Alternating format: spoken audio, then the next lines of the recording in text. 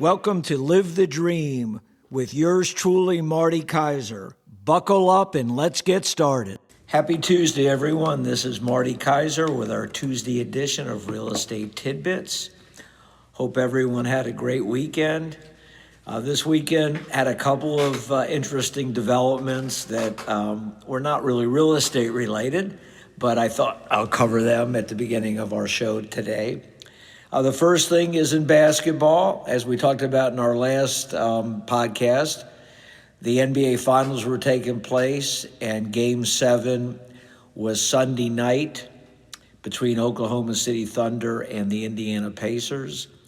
And the Oklahoma City Thunder won, so they're the new NBA champions.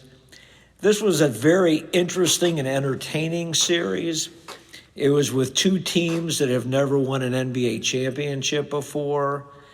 Oklahoma City was a big favorite. They've got a really deep team with a lot of very good young players, and they got the most valuable player in the league this year, Shai Gilgeous-Alexander. And the Indiana Pacers were a team predicated on teamwork, excellent coaching, and they were led by their point guard, Tyrese Halliburton.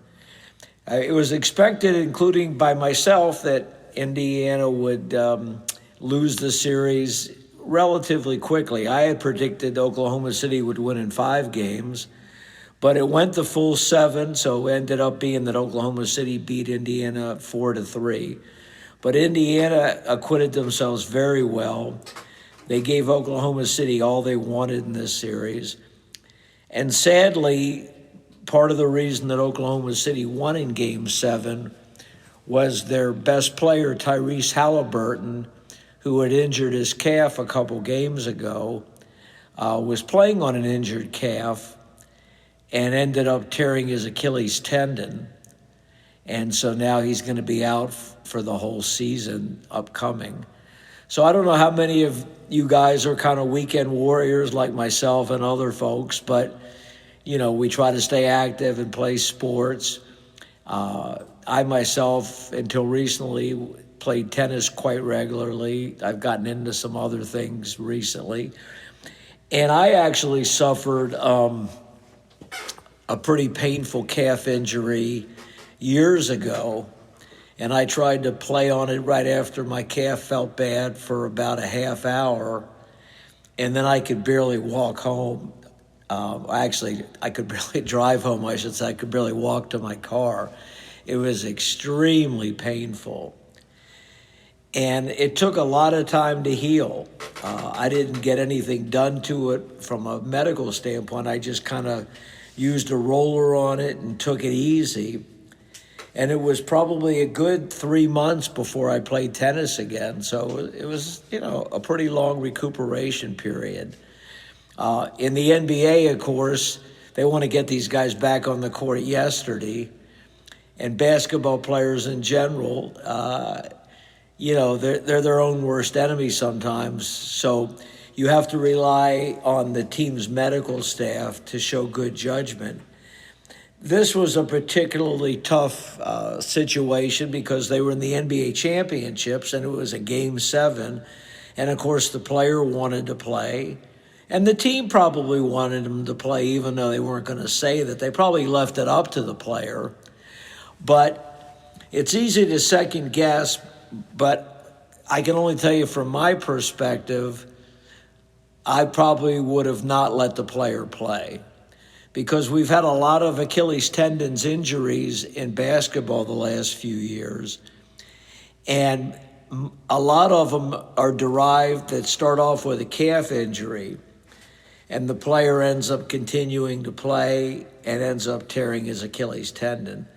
So there's definitely some type of correlation between calf injuries and tearing your Achilles tendon.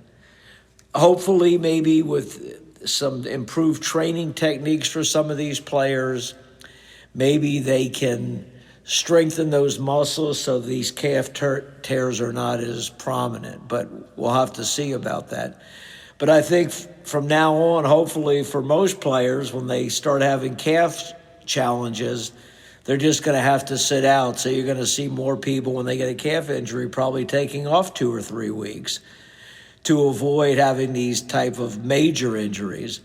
So think about it. These guys are making like 30, 40 million a year, the star players, and missing a whole year, they still get paid for it. So it affects the team's payroll and all these salary cap issues.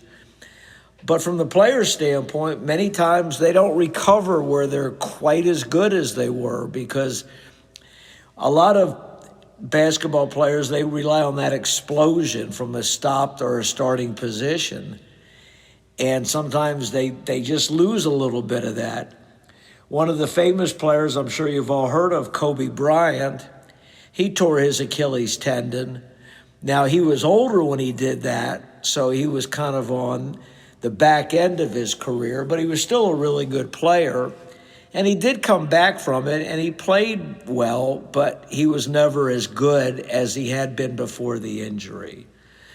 So I think it's up to the teams and their medical staff to save the player from themselves, even if it hurts the team, because the player's long-term should be the most important thing to this.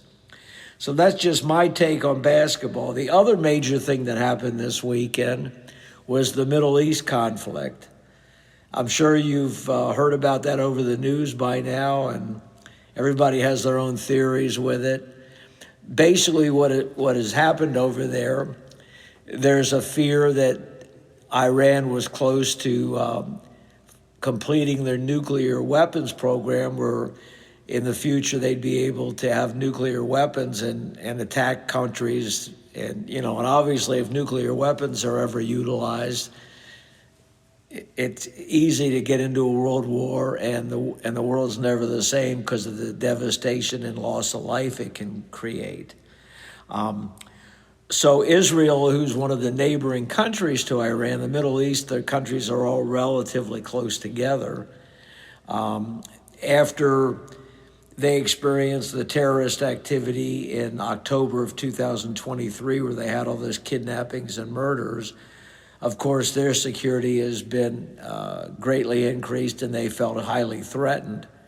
So they went ahead and attacked the Iranian nuclear websites, where they felt that they were keeping supplies and the development of the nuclear things, etc. And a lot of these are underground, and Israel has a pretty good security force in terms of knowing these things, but these things are never foolproof. But from all reports, Israel did a lot of damage and eliminated some of the prominent Iranian military people. The United States, and again, there's different reasons given, went ahead, and because Iran was in a weakened state and it didn't seem like the peaceful efforts over the last couple months had been successful, we went ahead and proactively tried to further eliminate these things, and we have additional weaponry that Israel doesn't have. So by all accounts, the mission went well. We didn't suffer any loss of life on our soldiers. None of our airplanes were damaged. So overall, the first part of the scenario went very well. It remains to be seen if Iran is going to counterattack, so to speak, and how this is going to play out, if it's going to create oil shortages. There's just a lot of ramifications, which I'm not going to go into at this time because it's all speculation. The only thing I will say, and it's funny how news is selectively reported, for those of you that are more into the political aspect and study kind of what goes on over the years, when President Obama was in office, he negotiated a treaty with Iran that the theory behind that was it was going to limit their development of any nuclear-related weapons down the road, and it would also give inspectors the ability to come in and inspect their facilities to ensure that they were complying with the terms of the treaty. And of course, some people were for the treaty, some were against it at that time. But from all reports that we were given, overall, the treaty was reasonably successful. Supposedly, the monitors were getting in there, and that Iran was complying with it in terms of not developing their nuclear weapons, or their potential nuclear weapons, I should say, beyond what was promised to them. And it was more for them to develop their power enrichments, like when we have nuclear facilities in the United States that provide energy and stuff. That was supposedly what we were allowing them to do.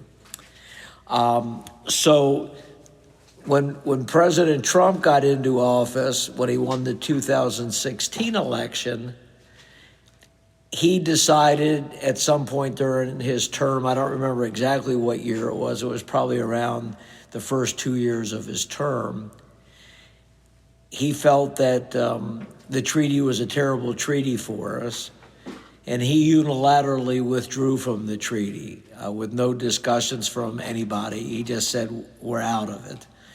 So, of course, when he did that, Iran was no longer in a treaty that they had to follow those procedures. And from all accounts, once that treaty was broken, until now, they improved and increased their nuclear capability 10, 20, 30-fold, but the difference was dramatic, and they were much closer to having a nuclear weapon at this point. And so that was why this more aggressive action was taken by Israel and the United States. So the question is, if President Trump had maintained the treaty alliance, would it have been necessary for both Israel and ourselves to take this type of action? That's something we'll probably never know, but it's something that should be given thought to. So now let's pivot a little bit and say, are these type of conflicts, do they impact real estate? Well, that's a hard thing to quantify. And at this point, and we've only been 2 or 3 days after these attacks, it doesn't seem like they've affected the financial markets much, if anything, at this point. We'll just have to closely monitor that. For example, one of the scenarios that some people are speculating is that Iran may block one of the major canal routes that transport oil. So if that happens, oil exports are going to be dramatically diminished, including those to the United States, and that could significantly raise oil prices in the short term. Now, that hasn't happened yet, and hopefully it won't happen, but that's one potential outcome that could happen from this military action. So we'll just have to see. I think the biggest thing is everybody deals with uncertainty differently. So when you're thinking of making major lifestyle changes, some people it's business as usual, like they don't really feel threatened by this. Other people feel like it could have a significant effect on world events, and maybe they put off making any big financial decisions until the smoke clears, for lack of a better analogy, to see what, if anything, Iran does. And then if Iran does anything, are we going to counter that thing with even a more aggressive military posture? So there's just a lot of unknowns and variables, and so those affect everybody differently. We're kind of isolated by this stuff to a degree because we're in the United States and the Middle East is quite a distance from here, and there's no capabilities from the Middle East to actually attack the United States. However, there's plenty of things that could happen from these, what they call these terrorist cells, that kind of they're like a caterpillar almost. They're in hibernation, and then all of a sudden they can come out of nowhere when you're least expecting it. So that's what some people are concerned about. So we'll just have to wait and see. We certainly hope that this ends in a positive fashion, that there's not any further loss of life, and that this action by us in Israel maybe will spur a change of regime in Iran, and maybe hopefully get more of a peaceful existence down the road. But again, that's all very positive as an objective, but whether that actually happens or not remains to be seen. Because as everybody knows, the Middle East has had conflict for thousands of years there based on basically religious differences. So that's all about politics and the military for today. Let's pivot a little bit to real estate. And specifically what I wanted to go over as kind of continuance of my last two podcasts is negotiations and how buyers and sellers react, and what's the job of the real estate agent, regardless of what side they're representing in a transaction. Well, I'll start off if you were representing a buyer. And of course, buyers all have a different perspective. I think the one thing that's uniform with most buyers is they want to buy a house for the best price and value they can. So the tendency for a percentage of buyers is to come in, obviously, with offers that are less than the asking price. So the question is, how do you determine what is a good strategy with the asking price if you're a buyer? And I just don't mean doing a simple thing. For example, if somebody's asking $600,000 for a house, just say randomly, well, let's offer $540 and let's see what the seller responds. Well, most times that's just not a good strategy. There's always exceptions, so I'm talking in this format about what is the majority. For example, when you're analyzing what type of offer to put together, number one, what can you afford as a buyer? What are you qualified for with your lender? And what are you comfortable spending?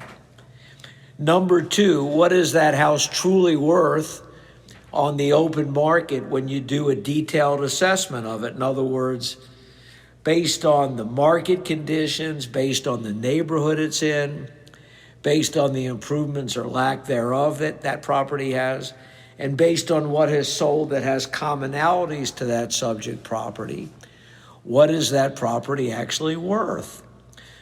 Thirdly, if you're a buyer, do you really want that house? In other words, some buyers may look at houses and say, well, I have 3 or 4 that I'd be happy with, so I'm going to take a more aggressive posture and offer less. And if I don't get the first home, then I'll move on to the second home, etc. Or are you the type of buyer that is very selective? You've looked for quite a while, and now you finally found a house that checks all your boxes, and it's really more of your dream house. Do you want to risk losing it by a negotiating strategy that's maybe not in your best interest? Because think about it both from your perspective and a seller's perspective. If you come in with a lesser offer, many sellers get insulted. And, they say, what does that buyer think? And that buyer's got to be out of their minds. That buyer, this, that, and the other thing. And so what ends up happening is a certain percentage of sellers, because of their getting offended, they don't want to negotiate hardly at all with that buyer. So that buyer probably lost an opportunity that maybe they could have put a transaction together at a fair price to both sides by taking a less extreme approach to it. And hopefully the buyer's realtor explained this to the buyer that, are you sure you want to take this approach on this house, going over the reasons that I've given them?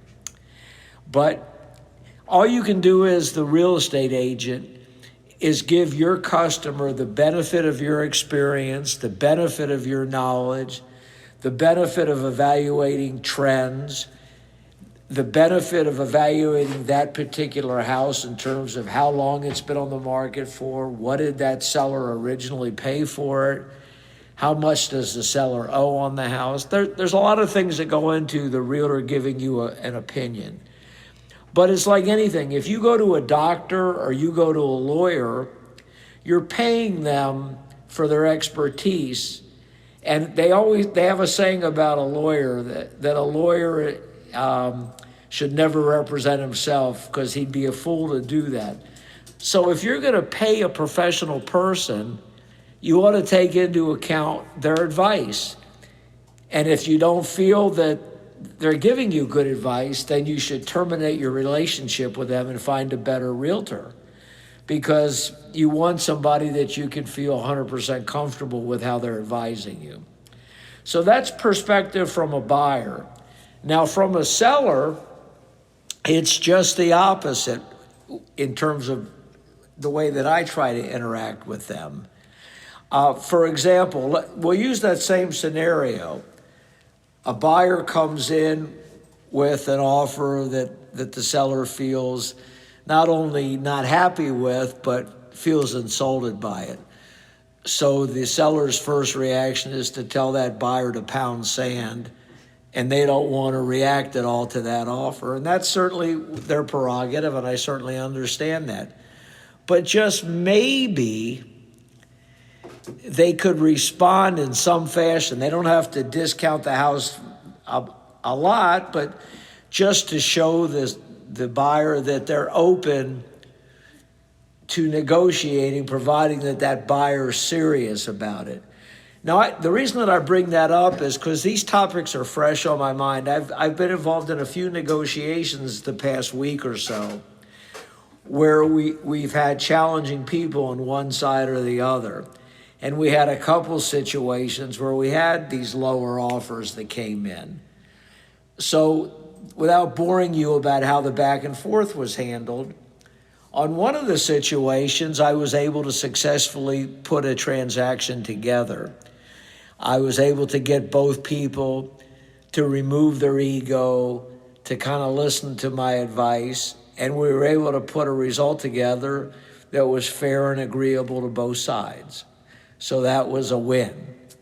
Another one, we were representing the seller on that one, and the seller chose to not respond at all, just say, I'm not responding, and it was an insulting offer, and my house is a great house, etc. And we knew that these buyers, based on the interaction that I had with their agent and such, were buyers that were going to buy something based on their situation, their requirement when they're going to move down here. It was a job transfer. They had come down to look at a limited number of houses in a 2 or 3 day period. So we knew that there was motivation there. At the same time, of course, you never know what a buyer's comfort level is on a house. But possibly if we could have gotten a negotiating communication going, maybe we could have put a transaction together. Unfortunately, as I mentioned, the seller chose to not respond, and the buyer ended up buying another house in a similar community that was actually within 5 or 10 minutes of the property of ours that they tried to bid on. And the property that they tried to bid on is still for sale right now. So hopefully for my seller, they'll get the price in a prompt fashion that they're hoping for. But as we've mentioned recently, we're in a transitional market, and it's less predictable than it had been previously. So my experience in terms of timing is two things. Frequently, your first buyer is going to offer the most money. And secondly, you want to try to sell a home in the first 30 days if you can, because again, statistically, homes that sell in the first 30 days sell for a better price. And of course, selling a house quickly is typically beneficial for the seller.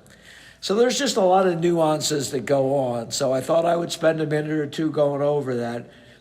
But it's important to check your ego at the door when you're a seller or a buyer, and let the real estate broker do what you're hiring them for, and that's to put together a transaction that meets all the criteria that your customer had. So one last thing I wanted to cover, and we've run a few minutes over today. Starting this coming Friday's podcast, we're going to incorporate a question and answer format into our podcast. I'm going to have my producer, Shannon Gonzalez, who's kind of my right arm for these podcasts. She's going to ask me a series of questions that we've accumulated by our listeners. And so we thought this would be fun. She'll ask me the question that she got in, and then I'll do my best to answer it. So that's all for today. Have a great rest of the week. Stay hydrated. This is Marty Kaiser out.